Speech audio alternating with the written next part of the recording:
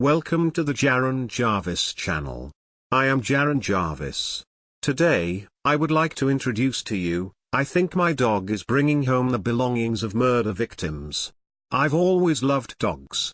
But honestly, who doesn't?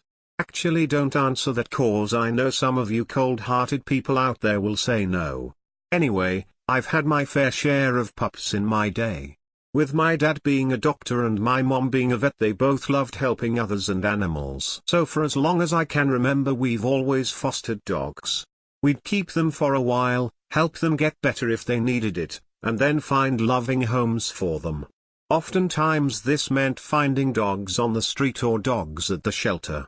It didn't matter where, honestly. We've had a 97% success rate, and for the dogs we couldn't find a home for kept. It was always hard not getting attached to them when I was younger.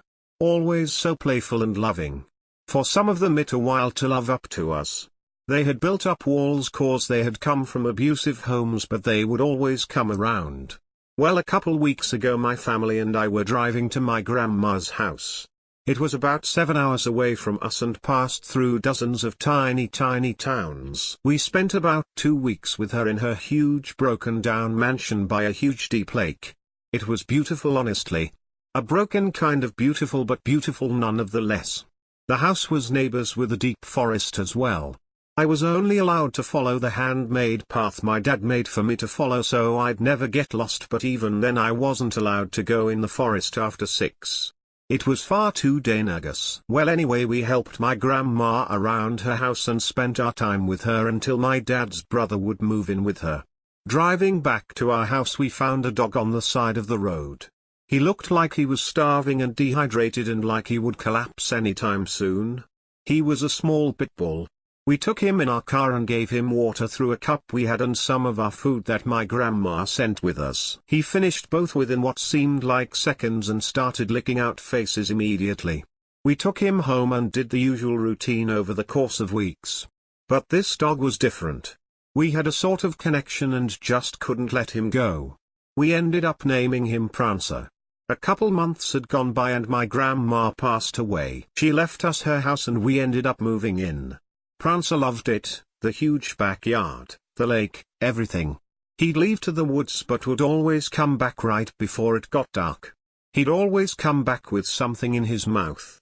Something new and cool for me. I had a collection now. It was filled with stones, and ribbons, and little tiny dolls. Just old trinkets.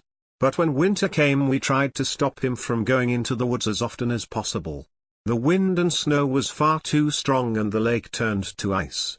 Of course he had a mind of his own, so he kept going out. My parents ended up getting busy with their new jobs in town and I was left home alone more and more.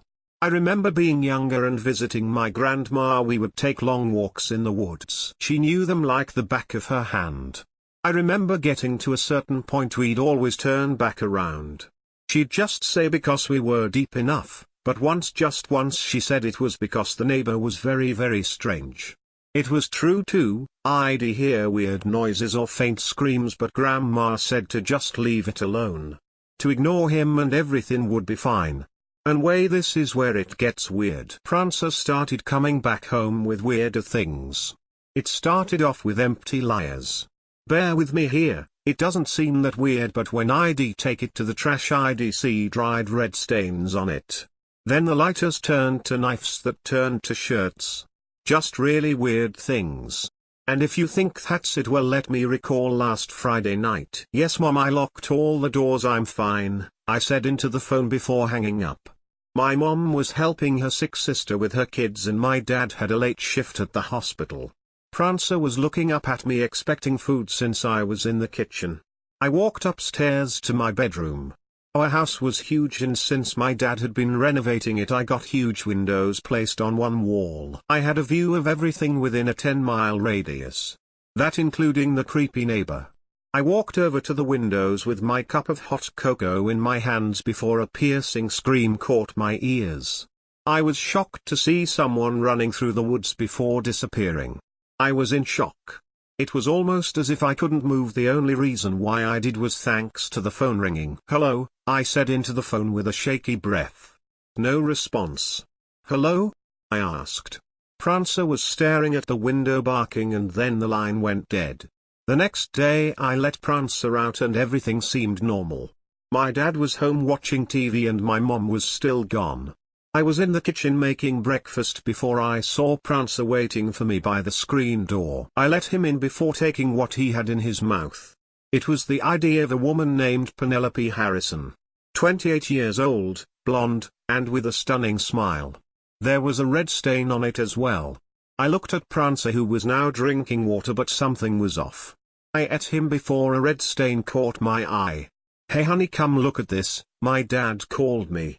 28-year-old Penelope Harrison has been missing for 3 days now and still no word of where she could be. Her 1-year-old son and husband are searching frantically for her. If anyone has any news on her whereabouts, please notify the police, the news reporter announced. Now I don't want to make any judgments or anything, and obviously I need to call the police, right? I might be too late though, because it's been 3 days since then and her body was found. Police found her mutilated body by the lake this morning. Speaking of this morning, Prancer brought me something that stunned me. Not that the ID didn't stun, but this was jaw-dropping.